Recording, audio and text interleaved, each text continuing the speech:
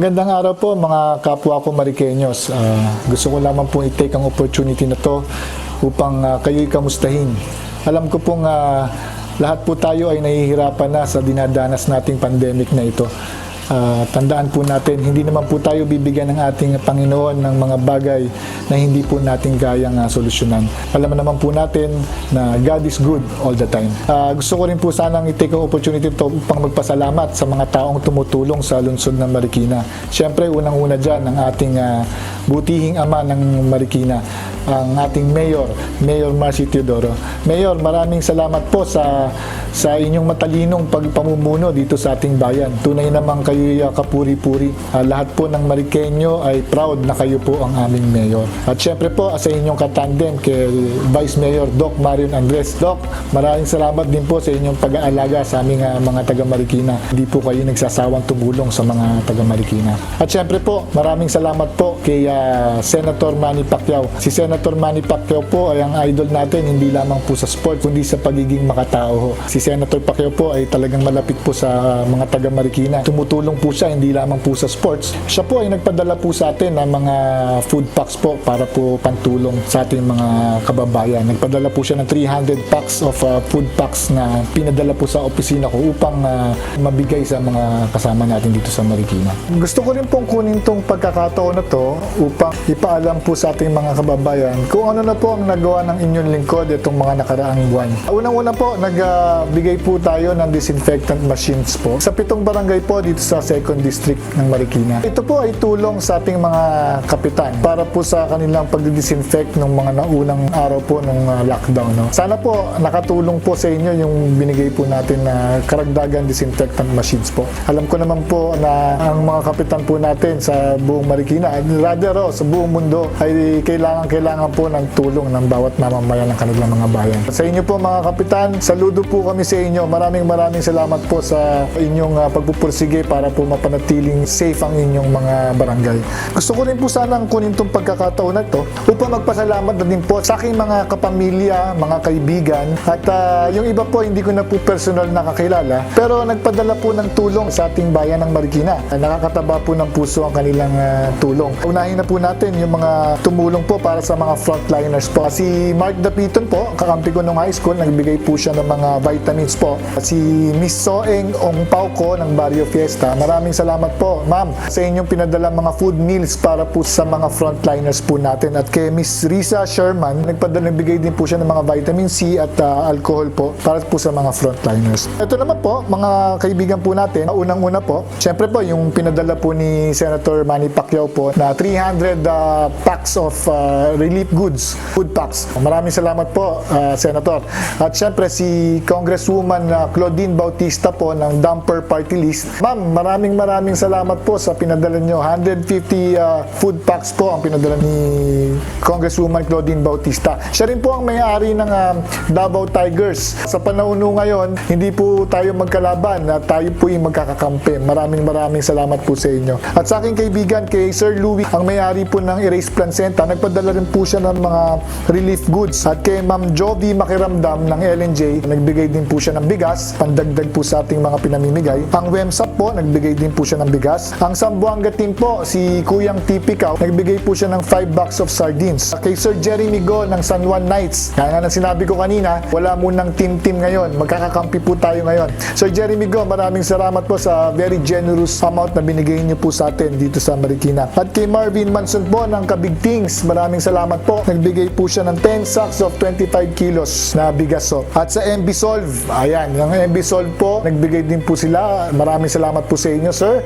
Ma'am, nagbigay po kayo a very generous amount din po. Kay Eric Tan, kaibigan ko po, ang dating may-ari ng dating Terminal 8 po. At sa alumni ng St. Scholasticas Academy Marikina at ng Miriam College, sila po ay nagbigay ng 100 pieces of relief goods din po, pandagdag po sa pinamimigay natin. At syempre, sa aking BFF, si si Erica Castro at sa kanyang asawa na si Rizal Castro. Actually, si Erica ang unang-unang tumugon sa aking paghingi ng tulong na mamigay ng relief goods. Napaka-generous ng kanyang ibinigay. Kaya, Ikang, maraming salamat sa tulong mo sa mga pinagdaanan nating hirap.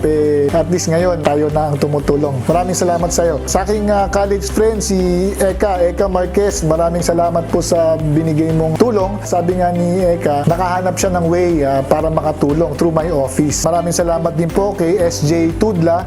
Bigay din po siya ng 3 sacks of rice. Kay James Salas, kay Risa at Jojo, maraming salamat sa inyo. At sa aking kaibigan, si Engineer John Santamaria, maraming salamat po sa very generous amount na inyong dinonate. Kay paring Ray Chuidan, si Ray Chuidan, taga California yan, tumutulong din po sa atin. Sa aking mga kaibigan, si John Cruz at Iya Ocampo, maraming salamat sa inyong tulong. At sa aking mga coaches na kaibigan, si Coach PJ Navarro, si Coach Harvey Gomez, si Coach Jig Samaniego. Hindi lang kayo kaibigan ni Coach Elvis Tolentino.